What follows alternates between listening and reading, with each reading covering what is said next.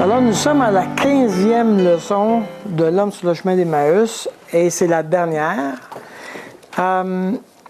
Ce que l'auteur a voulu faire avec nous, c'est d'abord de nous donner un grand survol de l'histoire principale de la Bible, le fil rouge qui part de Genèse jusqu'à Jésus, et avec ce désir, avec cette espérance que Jésus va revenir. Maintenant, au point où on en est, chaque personne qui a fait ce cheminement-là devrait normalement avoir fait un choix pour Dieu ou contre Dieu. Une personne qui aurait fait le choix de dire non, je ne vais pas par là, ne serait pas en train de faire la 15e leçon, je dirais. Mais la personne qui a décidé que oui, la parole de Dieu, c'est Dieu qui parle, oui, le message de la croix est le message central. Arrivé à ce point-ci, on a fait un choix net, clair, pour Dieu, pour sa seigneurie, pour son salut, etc. Alors, après le salut, il se passe quoi? Après le salut, une fois que j'ai accepté le Seigneur, il se passe quoi? Puis Dieu s'attend à quoi? Et comment on va faire ça? Comment on va vivre la vie chrétienne à partir de ce moment-là? C'est un peu comme si on disait, OK, on a fait des cours de préparation au mariage, on s'est marié, le mariage est fait, tout est fait, OK. Maintenant, qu'est-ce qu'on fait dans le mariage? OK?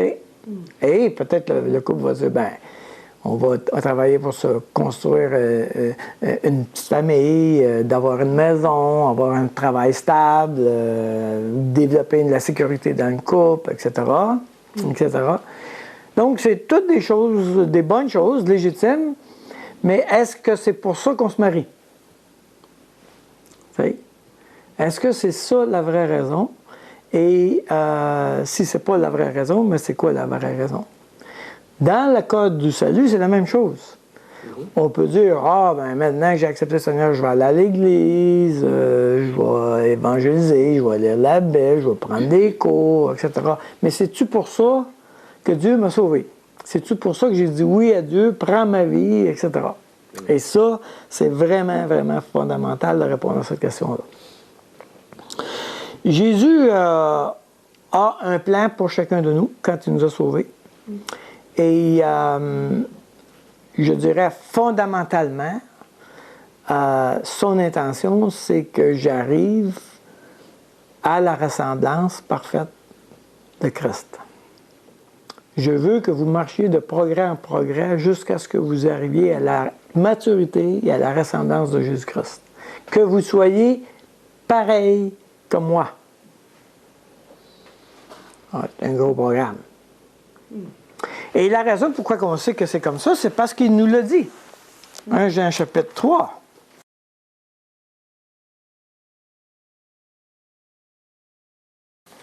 « 1 Jean chapitre 3, verset 1. Ça dit, « Voyez que l'amour de Père nous a témoigné pour que nous soyons appelés enfants de Dieu, et nous le sommes. Si le monde ne nous connaît pas, c'est qu'il ne l'a pas connu. Bien-aimés, nous sommes maintenant enfants de Dieu.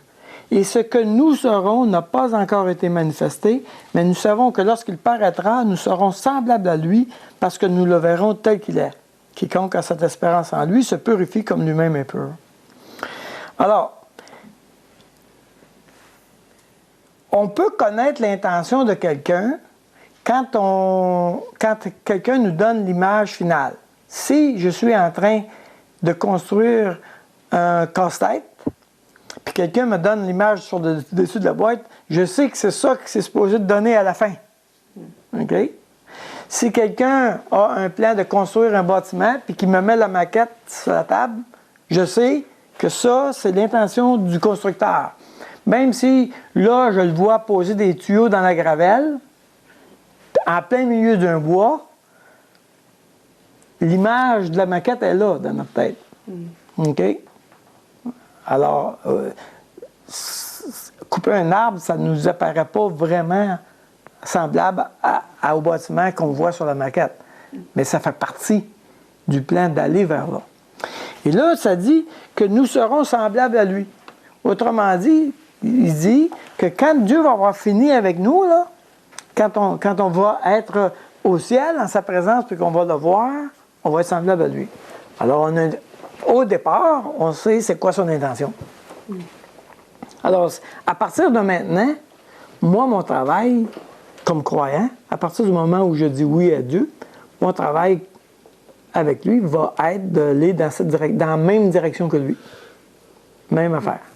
C'est par là qu'on s'en va. Aller à l'église, lire la Bible, ça sert à quoi? Ça sert juste à une chose, qu'on devienne de plus en plus semblable à lui. C'est tout. C'est pas parce que tu es un chrétien qu'il faut que tu lises la Bible.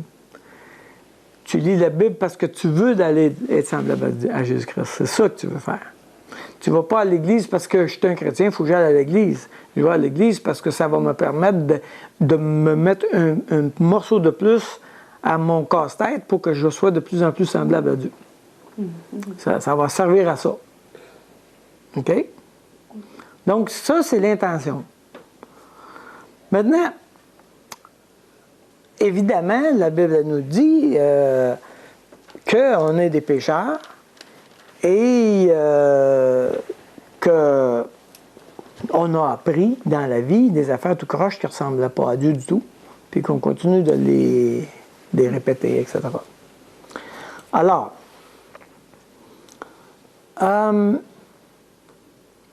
ce que j'aimerais semer dans votre cœur, c'est cette idée que tout le travail qu'on doit faire pour devenir semblable à Dieu va se faire par Dieu, pas par moi. Que ce ne sera pas mon travail à moi, mais ça va être son travail à lui. Et que chaque fois que Dieu me demande quelque chose, chaque fois, il y a énormément d'ordre dans la Bible. Énormément. Faites ceci, faites cela, aimez-vous, exhortez-vous, encouragez-vous, etc. Il y a énormément d'ordre dans la Bible. Aucun des ordres dans la Bible n'a été pensé pour que tu le fasses.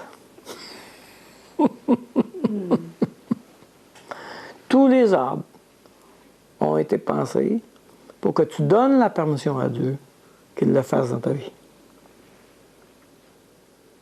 Pas mal moins lourd. Venez à moi, vous tous qui êtes fatigués et chargés, je vous donnerai du repos.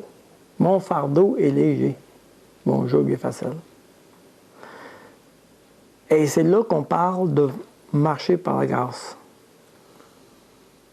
Et c'est là qu'on dit, Dieu est mon sauveur. Il doit faire quelque chose pour moi, sinon je n'arriverai pas à le faire. Donc, il y a je dirais,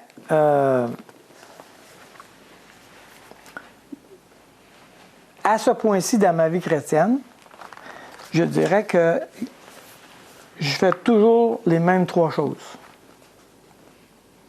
Et ça se résume à repentance, foi et crucifixion. C'est tout. Repentance. Repentance. La repentance, ça veut dire que je marchais comme ça, puis là, je m'en vais par là. OK? Donc, tout à coup, Dieu me montre quelque chose dans ma vie. La repentance, c'est de dire, je ne veux plus faire ça, je veux faire ça. Maintenant, la manière de savoir si tu es repentant, je trouve, je reviens avec ma fameuse semence, là. Quand je dis à Dieu, Dieu, je te donne la permission de pardonner à telle personne. Quand ça fait en dedans de moi, OK, c'est pas une vraie permission. Mais c'est aussi pas une vraie repentance. Tout simplement. Dans le fond, non, je veux pas ça. Je veux continuer à parler par là, moi. C'est pas une vraie repentance. C'est pas une vraie permission. Une vraie repentance, c'est une vraie permission. Je veux plus aller par là, je veux aller par là, puis Dieu, aide-moi à le faire. Donc, repentance. Confession. Dieu, je n'ai pas été correct, je te demande pardon, prend ce péché-là à la croix.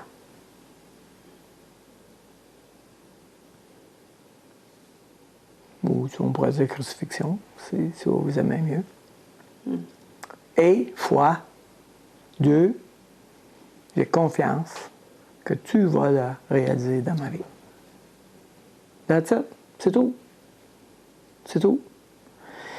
Il n'y a rien dans notre vie, et si je peux vous convaincre de ça, là, moi, ma journée est faite aujourd'hui. Si je peux vous convaincre, vraiment, d'abandonner l'idée d'essayer ou de travailler dans votre affaire, que vous ayez confiance que Dieu va l'accomplir, je vais avoir fait ma journée. Parce que ça, c'est probablement la leçon la plus difficile que nous avons à apprendre comme être humain. On veut absolument prendre le contrôle. On veut le faire nous-mêmes, puis on veut le faire dans notre temps à nous. Mais on sabote tout le système. Il faut vraiment que Dieu, c'est Dieu qui est mon salut, et c'est Dieu qui va m'emmener le salut. Chaque fois que j'ai un problème, par exemple, j'ai un problème, je ne sais pas moi, j'ai un problème d'orgueil. OK? Tournez avec moi dans Colossiens chapitre 3.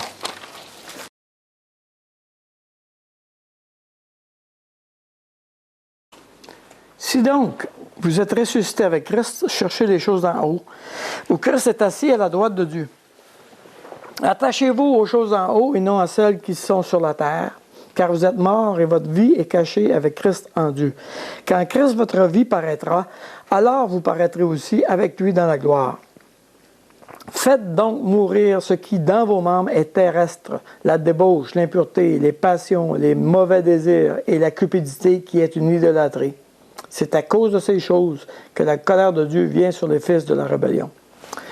Alors, tout ce qui vient de la chair, c'est-à-dire, quand on parle de la chair, c'est tout ce qu'on a appris dans le passé qui est gravé dans notre cœur.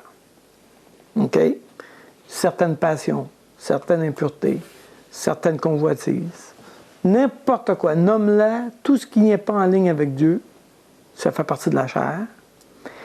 Et on ne peut pas l'améliorer. Quelqu'un qui me dirait, je vais essayer d'être plus humble, je dirais, mauvaise réponse. Essayer, ça ne marche pas. On ne fait qu'une seule chose avec la chair, on la fait mourir. On ne peut pas l'améliorer, la chair. Jamais. Jamais. OK? Éventuellement, je vais vous expliquer qu'il faut faire mourir même les bonnes choses aussi. OK? Alors, j'ai appris à être généreux. Bon. Bien, ça a de l'air pas pire, ça, comme chrétien, d'être généreux. Ouais, mais c'est qui est généreux? Bien, c'est moi. J'ai appris à être généreux. C'est ça. C'est la chair. Ça aussi, ça doit mourir. Parce que c'est qui doit être généreux? C'est la nouvelle personne stimulée par le Saint-Esprit. Donc, ce n'est pas sur les choses que j'ai apprises dans le passé, c'est les nouvelles choses que Dieu me montre maintenant dans le présent. Alors, les bonnes choses et les mauvaises choses, tout doit mourir, absolument tout. On fait le ménage total. Parce que même les bonnes choses font une interférence avec l'œuvre que le Saint-Esprit veut faire dans ta vie. Donc, tu ne veux pas ça. Ça fait une interférence avec l'humilité. Ouais. Donc, faites donc mourir ce qui est dans vos membres. C'est pour ça que je dis, il faut aller à la croix. Donc, repentance, confession, la croix et la confiance en Dieu que lui va le faire. C'est simple, c'est toi là. Vous allez entendre ça tout le temps. Tout le temps, tout le temps, tout le temps. Ce n'est que ça que je dis, juste ça. OK?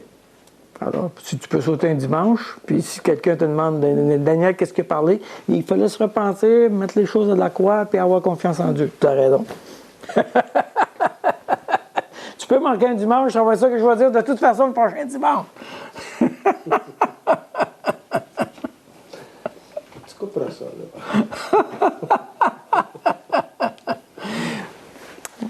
OK? Parce que, au bout de la ligne, le plan de Dieu est simple, n'est-ce pas? Il est très, très simple. Nous, on a un don spécial pour compliquer tout, là, on s'entend, vraiment. Ouais. Mais franchement, quand tu as traversé un problème là, qui t'a donné beaucoup de misère, puis ça fait des années que tu te bats avec, quand tu as fini là, avec, puis qui est vraiment réglé, Dieu t'a délivré, etc., tu regardes en arrière, puis tu dis finalement, ben oui, il fallait juste se repentir, mettre ça de la croix, puis avoir confiance en Dieu. Finalement, ça va être ça que tu vas dire.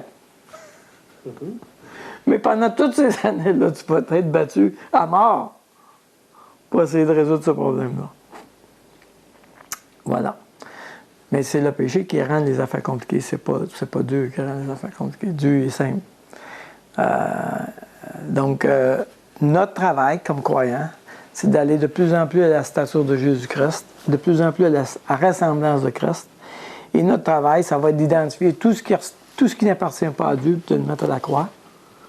Tout ce que je fais que Jésus-Christ ne ferait pas, de s'arrêter de le faire, puis de se virer vers lui, puis de dire, maintenant, je ne veux plus faire ça, ça doit mourir dans ma vie. Et je te donne la permission de m'apprendre la nouvelle chose. On parle de renouvellement d'intelligence. Apprends-moi la nouvelle chose, Dieu. Je ne sais pas comment faire. Alors, on va les prendre morceau par morceau, étape par étape, au fur et à mesure que Dieu va me montrer quelque chose. Il est bon pour nous. Il ne nous montre rien d'avance. On mourra sous la tâche. Tellement il y a des choses que Dieu nous montre. T'sais. Mais il nous les montre un à la fois. Alors, merci Seigneur. Juste un à la fois. Ça, je suis capable de gérer avec lui. Et il dit, à chaque jour suffit sa peine. C'est tout.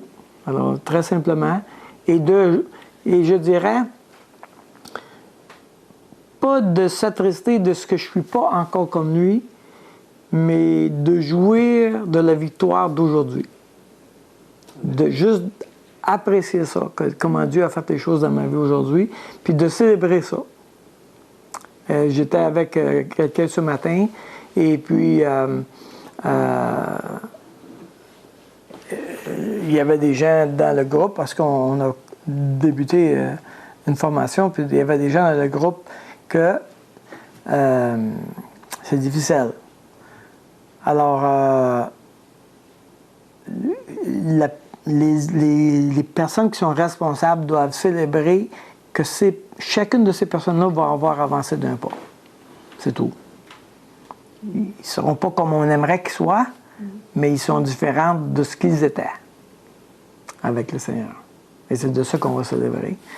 Et autrement, on va attendre tout le temps de jouir de la vie, puis on va toujours attendre de célébrer, parce qu'on s'entend-tu qu'on ne sera jamais arrivé, là? Bon. Alors, qu'est-ce qu'on va faire? On va attendre?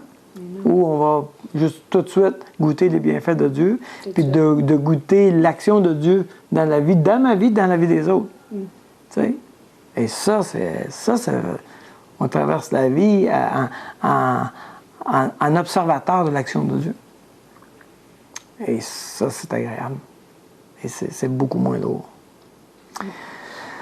Alors, à partir du moment où j'ai dit à Dieu, oui, prends ma vie, je t'amène, je te choisis de te suivre, tu me dis que tu vas me faire pécheur d'homme, parce que être à sa ressemblance, c'est ça, il est pécheur d'homme à fond, lui. Hein? Ça ne peut pas être plus à fond que ça, là. Il ne fait que ça, de chercher à nous amener à lui. Alors, à partir de ce moment-là, on est en train de faire la même chose que lui. Et ça, c'est excitant parce qu'on sait qu'on est vraiment dans la grosse équipe, là. On est vraiment dans la grosse équipe. Et c'est vraiment intéressant. On est en train de regarder Apocalypse, là. Et si tu regardes Apocalypse, c'est vraiment juste dans les 2 derniers chapitres que c'est extraordinaire. C'est pas très reluisant pour les chrétiens avant le chapitre 20. OK? En fait, l'image des croyants jusqu'au chapitre 20 est vraiment une image de loser, de perdant. Ils ne gagnent rien, jamais, nulle part. Ils perdent du terrain en permanence. Okay? Ils ne sont pas dans la grosse gang, là. Vraiment pas. OK. C'est ça aussi notre situation actuellement. Mais on demeure quand même dans l'équipe gagnante.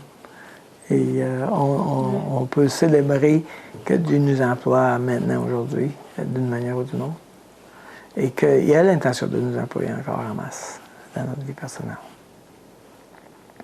Alors, il fait tout ça, il a fait tout ça, dans un sens, pour résoudre le problème de chapitre 3, qu'on a perdu de vue Dieu. Il a fait tout ça, et ça termine avec les 2 dernières pages en disant, bon, finalement, j'ai réussi à faire ce que je voulais faire avec vous, de vous amener semblable à moi. C'était l'intention du départ, qu'on n'a pas voulu, que la majorité des hommes, mais en cours de route, Dieu nous a invités à lui, ceux qui ont répondu, bien, il va le faire. Et on a exactement la même place qu'Adam et Ève, dans le fond. Adam et Ève avaient le choix de choisir Dieu ou non. Nous, on a encore, en 2012, le choix avec Dieu ou non. Donc, on a exactement le même choix qu'Adam et Ève. On ne peut pas dire qu'on n'a pas eu notre chance, on l'a. En fait, plus de chance qu'eux, parce qu'on a tout ça, nous. On a toute cette information-là incroyable. Puis on a le Seigneur Jésus-Christ. Et oui. Et toute la croix, l'œuvre de la croix, etc. Alors voilà. Ça termine notre chemin avec nos 2 hommes sur le chemin d'Emmaüs. Et les 2 hommes ont terminé la rencontre avec Jésus en disant: notre cœur ne brûle-t-il pas au-dedans de nous lorsque nous parlait? Et c'est ma prière que notre cœur brûle à chaque fois que Dieu nous parle, à chaque fois que je suis en contact avec la parole de Dieu, que mon cœur brûle d'excitation, de découverte, etc. Une de mes prières comme pasteur, c'est: Seigneur, quand je prêche, que les cœurs brûlent. Ça, c'est ma prière. Parce que c'est seulement que le Saint-Esprit qui peut faire ça. Hein? Que les cœurs brûlent. Et que les gens voient Dieu, qu'ils soient excités de Dieu et qu'ils aient le goût de continuer avec Dieu. Amen.